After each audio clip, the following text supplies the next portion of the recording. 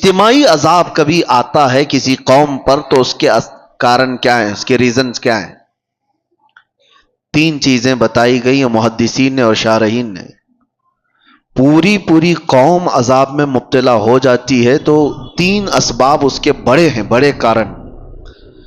پہلا سبب مستدرک للحاکم حدیث پاک کہ اگر قوم کے اندر سود خوری بڑھ جائے. دوسرا کارن، دوسرا سبب اگر زنا پھیل جائے.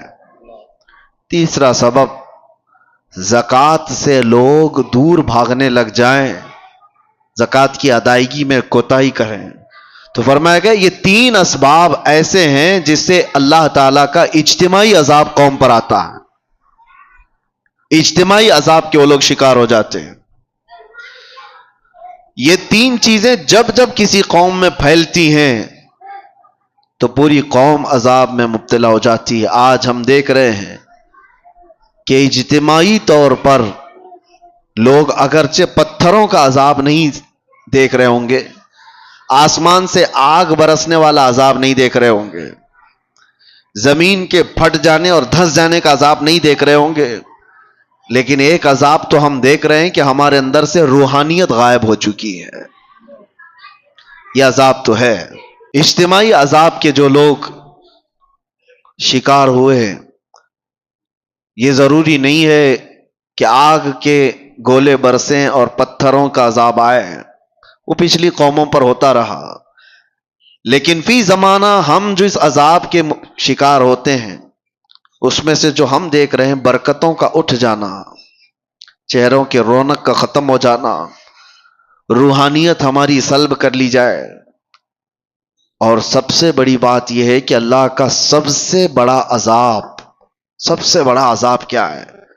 اللہ کا سب سے بڑا عذاب یہ ہے کہ جیتے جی ایمان کی دولت چھین لی جائے. یہ سب سے بڑا عذاب ہے. موت تو ایک بار آئے گی لیکن ایمان کے بغیر مر گیا تو آخرت میں ہمیشہ اسے دوزخ ہے، ہمیشہ کی جہنم میں جائے گا. وہ سب سے بڑا عذاب ہے. ڈر اسی بات سے ہے کہ جیتے جی ہماری بدکاریوں کی وجہ سے ایمان کی دولت تو نہ چلی جائے. آج بے حیائیوں کا جو سیلاب آیا ہوا ہے، نظام درہم برہم ہو چکا ہے. میں ان دو وجوہات پر تھوڑی سی گفتگو کروں گا.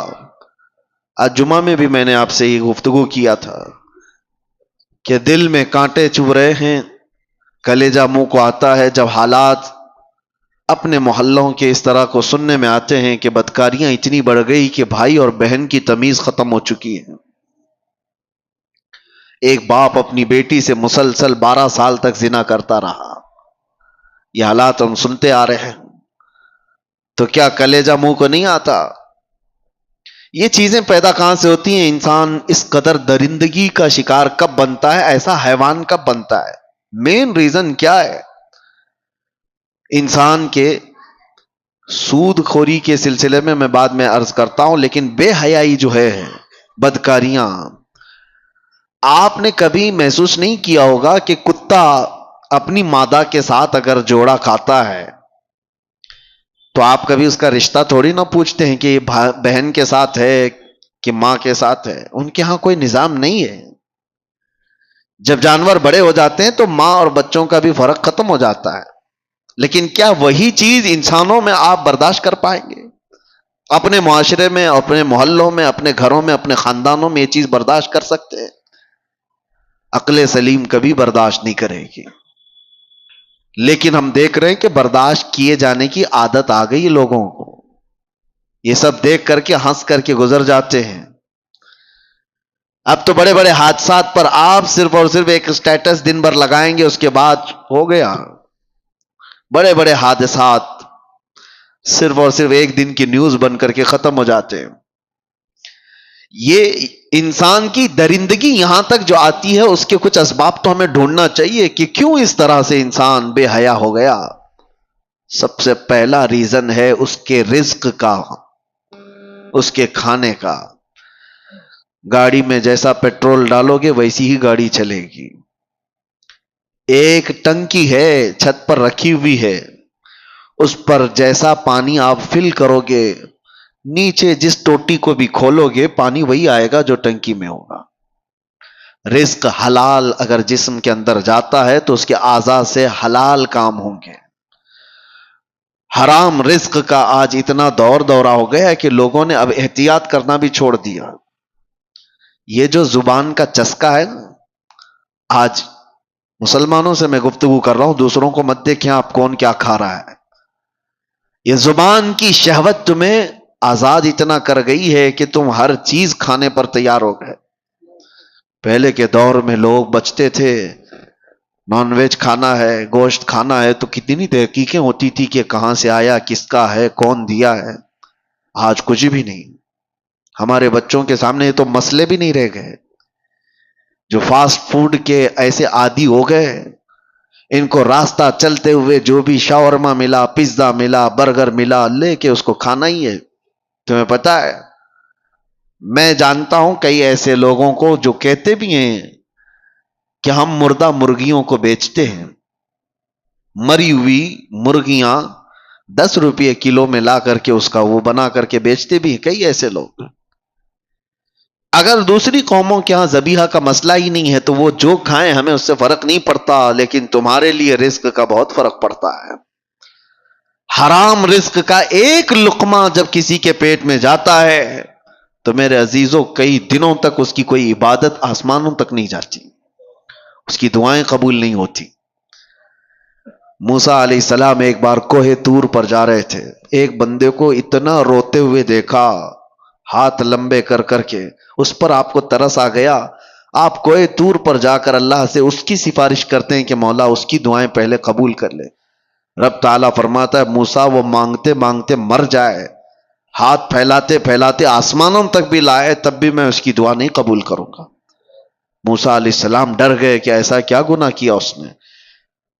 تو اللہ تعالیٰ فرماتا ہے کہ اس کے پیٹ میں حرام لقمہ ہے، اس کے جسم پر حرام لباس ہے. جب تک یہ ہوگا اس کا رونا گڑ گڑانا میں نہیں دیکھوں گا. آپ کیا سمجھتے ہیں یہ ہلکا ہے؟ یہ چیز کے کنٹرول ختم ہو گیا ہے، جس کی وجہ سے یہ بے حیائیاں عام ہو گئیں، بدکاریاں پھیل گئیں، لوگ آج تمیز بھول گئے. کئی ایسے نوجوانوں کو دیکھا ہے، ان کو کوئی خوف ہی نہیں رہ گیا، ڈر ہی نہیں رہ گیا. رزق کا بہت بڑا اثر ہے میرے عزیزوں. سب سے پہلے اس پر کنٹرول کرو، اپنے کھانے پینے پر حلال کی طرف توجہ کرو، ورنہ یہ حرام چیز کے متعلق میرے آقا صلی اللہ علیہ وسلم فرماتے ہیں جو پیٹ حرام لقمہ بھرتا ہے اس کے لیے سب سے زیادہ بہتر ہے کہ جہنم کی آگ ہی اس کے پیٹ میں بھری جائے گی. وہ زیادہ مناسب یہی ہے کہ وہ جہنم کی آگ اس کے پیٹ میں بھری جائے گی. لوگ آج بزنس میں بھی تجارت میں بھی یہ دیکھنا بھی چھوڑ دیے کہ پیسہ کہاں سے آ رہا ہے. لو دبا لو، ساری چیزیں دبا کر رکھو. کس کا مال کتنا ہڑپ لیا، کس کا حق دبا کر کے رکھ لیے، سب حرام ہے. رزق حرام کے ذریعے. صرف یہ نہیں ہے کہ آپ ذبیحہ دیکھ رہے ہیں، مسلمان نے ذبح کیا ہے وہی گوشت آنا چاہیے. ارے کسی کا دبا کر کے ایک دن ہم بھی رکھا ہے وہ حرام ہے. دھوکہ دے کر کے کمائی ہوئی چیزیں حرام ہے. امام اعظم ابو حنیفہ رحمۃ اللہ تعالی علیہ کپڑے کے بڑے تاجر تھے. ایک بار ان کی کپڑے کی دکان میں ایک تھان میں عیب والا کپڑا آیا تھا، تھوڑا سا کچھ داغ تھا. خادم سے بتایا تھا کہ بیچنا تو یہ گراہک کو بتا کر کے بیچنا کہ اس میں عیب ہے. امام اعظم ابو حنیفہ چھوٹے موٹے تاجر نہیں تھے، بہت بڑے تاجر تھے. شام کو ان کا خادم آیا. اس دن جانتے ہو تقریباً 4 لاکھ درہم کی تجارت ہوئی تھی. سب سے پہلے آپ نے سوال کیا کیا وہ عیب والا جو کپڑا تھا وہ تھان بک گیا؟ اس خادم نے کہا ہاں بک گیا، وہ تو صبح ہی بک گیا. کہا بتایا تھا؟ کہا ارے میں بھول گیا تھا. امام اعظم نے کہا کہ یہ 4 لاکھ پورے کے پورے بانٹ دو، اس میں کا 1 روپیہ بھی میرے لیے حلال نہیں ہے. میرے عزیزو یہ ائمہ اعظام تھے جنہوں نے شک والی چیز کو بھی اپنے گھر آنے نہیں دیا. شک والی چیز بھی. میں پڑھ رہا تھا اس سے قبل ایک بات، شاید آپ کے سامنے میں نے اس کو شیئر کیا ہے، بیان کیا ہے. بغداد کے ایک بہت بڑے عالم دین تھے، بڑے بڑے علماء کو پڑھایا کرتے تھے. ان کی مجلس لگی ہوئی تھی، بچے باہر کھیل رہے تھے، بچوں کی گیند اڑ کر کے یہ علماء کی محفل میں آ کر گر گئی، سب بچے ڈر گئے۔ ظاہر سی بات ہے، بچوں میں جو ادب اور تمیز ہوتی ہے نا، اس کا بھی بہت بڑا اثر ہوتا ہے۔ بڑوں کی مجلس میں جانے سے بچے ڈر گئے، بڑے بڑے علماء بیٹھے ہوئے، کون گیند لے کر کے آئے گا؟ ایک بچہ اس میں کہتا ہے کہ میں لے کر کے آ جاتا ہوں۔ وہ بغیر خوف کیے ڈرے ہوئے سارے علماء کی گردنوں پر پھلانتے ہوئے ادھر ادھر پیر رکھتے ہوئے مجلس میں آیا اور بڑی بے حرمتی سے وہ گیند لے کر کے چلا گیا۔ وہ جو علماء کی مجلس تھی وہ چھوٹے عام لوگ نہیں تھے، وہ اولیاء وقت تھے۔ انہوں نے دیکھا اس بچے کو غور سے، وہ بچہ کوئی اور نہیں، جو استاد پڑھانے کے لیے بیٹھے ہوئے تھے ان کا ہی بیٹا تھا، جو سب سے بڑے عالم دین تھے ان کا بیٹا تھا۔ سب کی گردنیں جھک گئیں کہ اس بڑے گھر کا بچہ ایسی کیسی حرکت کر سکتا ہے۔ وہ جو بزرگ تھے وہ سر جھکا لیتے ہیں، کہتے ہیں اس کا قصور نہیں۔ بات در حقیقت یہ ہے کہ جب ہماری شادی ہوئی اور ہم گھر آئے تو ہم 3 دن سے فاقہ میں تھے، گھر میں کھانے کو کوئی چیز نہیں تھی، میں اور میری بیوی فاقہ کر رہے تھے۔ تیسرے دن ہمارے پڑوس سے ایک بھنے ہوئے گوشت کی تھالی آئی، بہت عمدہ غذا ہمارے پاس تحفے میں آئی۔ بھوک اتنی لگی تھی کہ ہم نے پوچھا بھی نہیں وہ کہاں سے آیا، کیا کھا لیا، پیٹ بھر کر ہم دونوں نے کھا لیا۔ اور اس کے بعد پھر ہم نے ملاقات کی، اس رات اس کا حمل ٹھہرا اور اسی سے یہ بچہ پیدا ہوا۔ اور وہ بزرگ کہتے ہیں مجھے یہ لگتا ہے کہ وہ مشکوک کھانا تھا، یہ بھی نہیں پکا کہ حرام تھا، شک تھا، پتہ نہیں حلال ہے بھی کہ نہیں، میں نے پوچھا نہیں تھا، کھا لیا۔ اور مجھے لگتا ہے اس کھانے کا، اس رزق کا اثر ہے کہ بچہ میرا بے ادب پیدا ہوا ہے۔ نسلوں پر بھی اس کا فرق پڑتا ہے۔ وہ اولاد جو آج بہن اور ماں میں فرق نہیں محسوس کر پا رہی ہے، تو آپ سوچو کہ کہیں یہ حلال ہے کہ نہیں ہے، یہ بچے حلال طریقے سے پیدا ہوئے ہیں کہ نہیں پیدا ہوئے۔ جو حلال نسل ہوتی ہے اس کے اندر ادب و تمیز لحاظ ہوا کرتا ہے۔ بچوں کو پہلے ایسی پرکھا جاتا تھا، خاندان کون سا ہے یہ بھی بچوں کے اخلاق و آداب سے سمجھ میں آتا تھا، بچوں کے بولنے کے انداز سے سمجھ میں آتا تھا کہ خاندانی ہے یا نہیں ہے۔ آج وہ ساری چیزیں ختم ہو گئی، سارے کے سارے ویسے ہی ہیں۔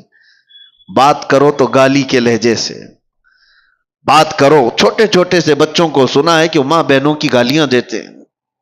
یہ کہاں سے ان کے اندر یہ چیزیں آئیں؟ ماں باپ سے میں کہتا ہوں آپ بھی اپنے رزق کا تھوڑا احتساب کرو، جائزہ لو کہ حلال طریقے سے کھا کر بچے پیدا کیے یا پھر اسی طرح حرام رزق پر۔ اور اگر حرام رزق سے ہی یہ نسل آئی ہے تو ہمارے لیے بڑا چیلنج ہے، بہت بڑا چیلنج ہے۔ یہاں جہاں سے ان برائیوں کی شروعات ہو رہی ہے وہاں جا کر کے ہمیں اصلاح کی ضرورت ہے۔ اس لیے میں یہ گفتگو کر رہا ہوں۔ بگڑے ہوئے ماحول کو ہم نصیحتوں سے سنبھال تو سکتے ہیں تھوڑی دیر کے لیے، لیکن جہاں سے لیکیج ہے وہاں تو روکنے کی ضرورت ہے۔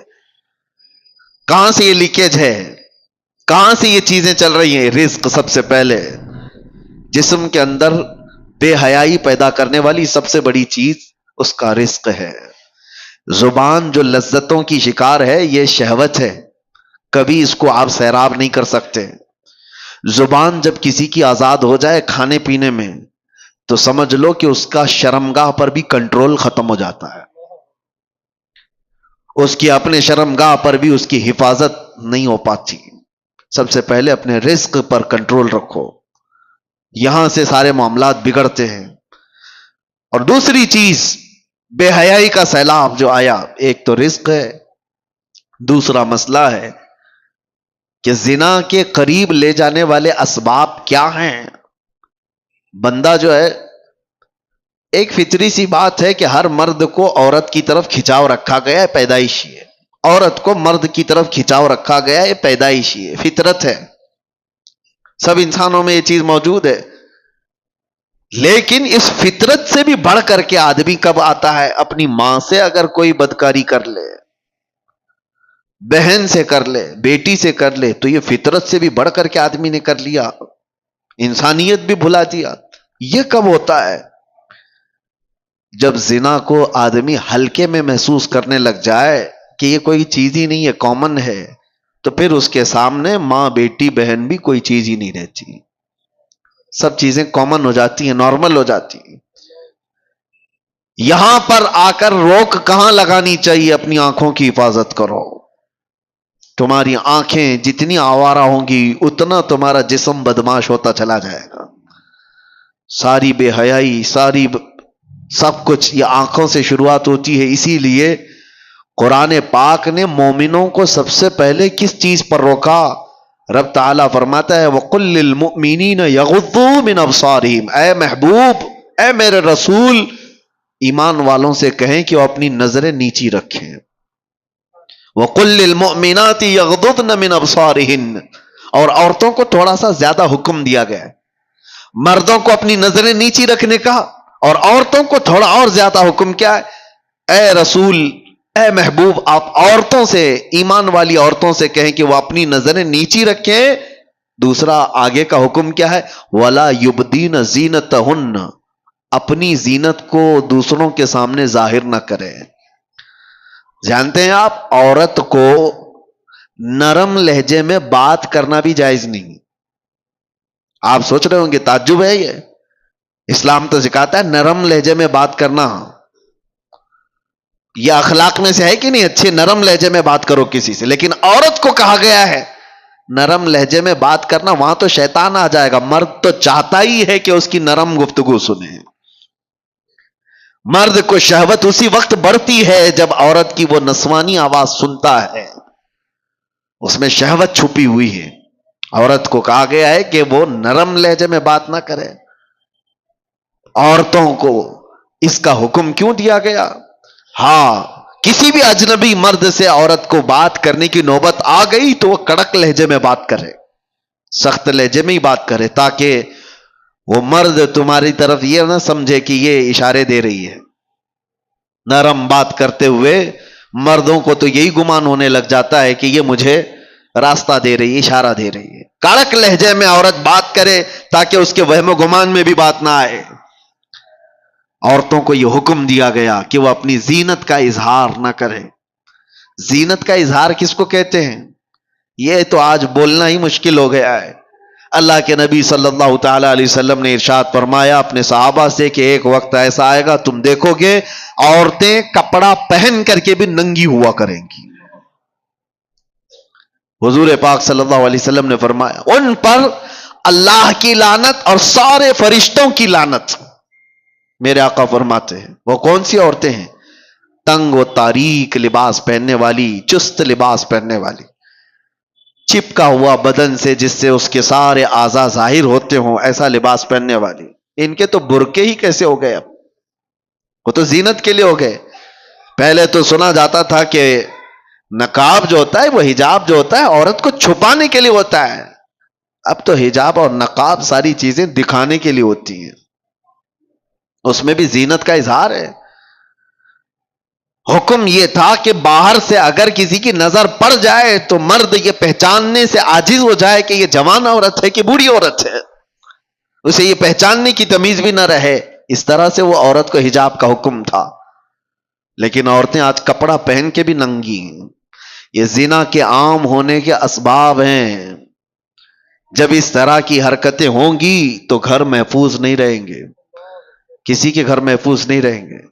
نوجوانوں سے ہم تاکید تو کر سکتے ہیں کہ بیٹا آپ اپنی نظریں نیچی رکھو، اپنی حیا کا قتل مت کرو۔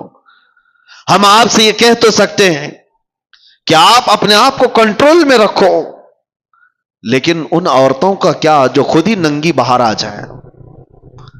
ایک نوجوان کہاں تک اپنے آپ کو سنبھالے گا، کہاں تک برداشت کرے گا؟ کیا اس میں ان عورتوں نے بڑا کردار نہیں ادا کیا ہے کہ بے حیائی کو پھیلانے میں، بچوں کے اخلاق کو بگاڑنے میں ان عورتوں کا کردار نہیں ہے؟ بہت بڑا کردار ہے۔ ہم دنیا بھر کی عورتوں کو کچھ کہنے جائیں تو ہمیں اپ ٹون مارا جائے گا کہ عورتوں کے حقوق کا قاتل ہے، یہ عورتوں کی آزادی کے خلاف ہے یہ مولانا لوگ۔ دیکھو پورے جھنڈ کے جھنڈ حملہ کرنے لگ جاتی ہیں عورتیں، کوئی ایک بھی اگر ان کے لباس پر بات کرے تو ان کو ایسا لگتا ہے کہ سب کے سب حملہ آور ہو جائیں گی. عورتوں پر ہی بولتے ہو, مردوں کو نہیں بولتے. اسلام وہ ہے جو پہلے مردوں کی آنکھوں پہ پابندی لگایا ہے. لیکن اس کا مطلب یہ نہیں ہے کہ سارے مرد اپنی آنکھیں نیچے رکھ کر کے ہی جائیں گے اور آپ اپنا جس